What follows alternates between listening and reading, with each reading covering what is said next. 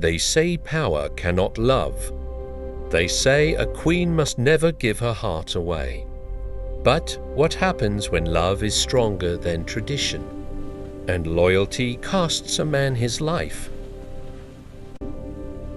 This is the story of Queen Naledi, and the last bead she never removed.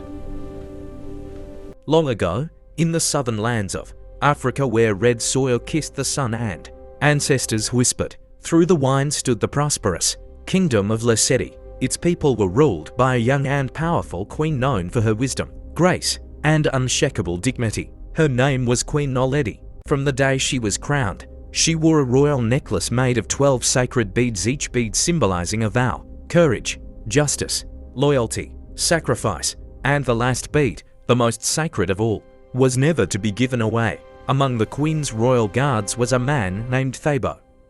He was not of noble blood, he owned no land, but his loyalty was legendary. Thabo stood beside the queen every sunrise and sunset. He guarded her throne. He guarded her silence. He guarded her fears. Over time, something dangerous grew between them. Not spoken, not touched, but deeply felt. Their eyes lingered longer than allowed. Their silences spoke louder than words. Yet tradition was clear. A queen may rule her people, but she must never belong to a man. Naledi knew the laws of her ancestors. If she chose love over tradition, the elders would strip her crown. The people would lose faith. The kingdom would fall into chaos. Thabo knew this too, so he loved her quietly. He protected her faithfully, and he buried his heart deep beneath his armor. Because in their world, love between a queen and her guard was not romance, it was rebellion. One night, as the moon hid behind clouds, war drums echoed from the hills. Enemies had come. The kingdom was attacked without warning. Flames rose. Children screamed. Spears clashed against shields. Queen Naledi was rushed from her chambers, but before she could escape, an enemy blade flashed toward her. Thabo did not hesitate. He stepped forward.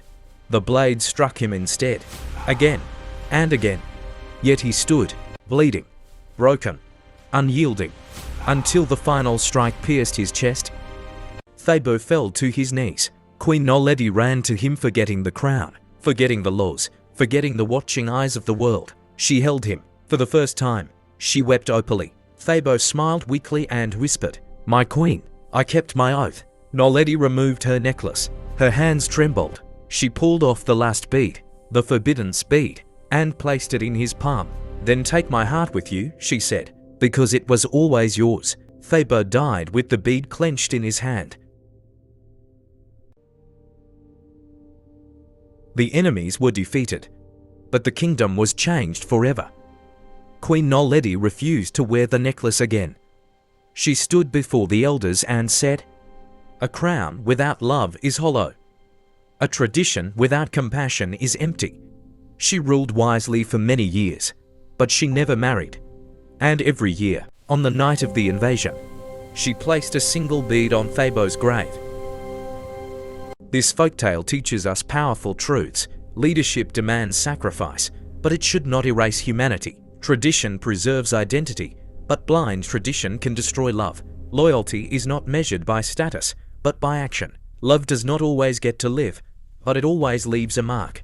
In many African cultures, beads symbolize life, memory, and the soul. That last bead, it meant love that defied power. Some loves are never spoken. Some sacrifices are never celebrated, but history remembers them anyway. This was the story of the last bead of the Queen. Pause. If this story moved you, share it. If it taught you something, reflect on it. And if you believe love should never be forbidden, leave A in the comments.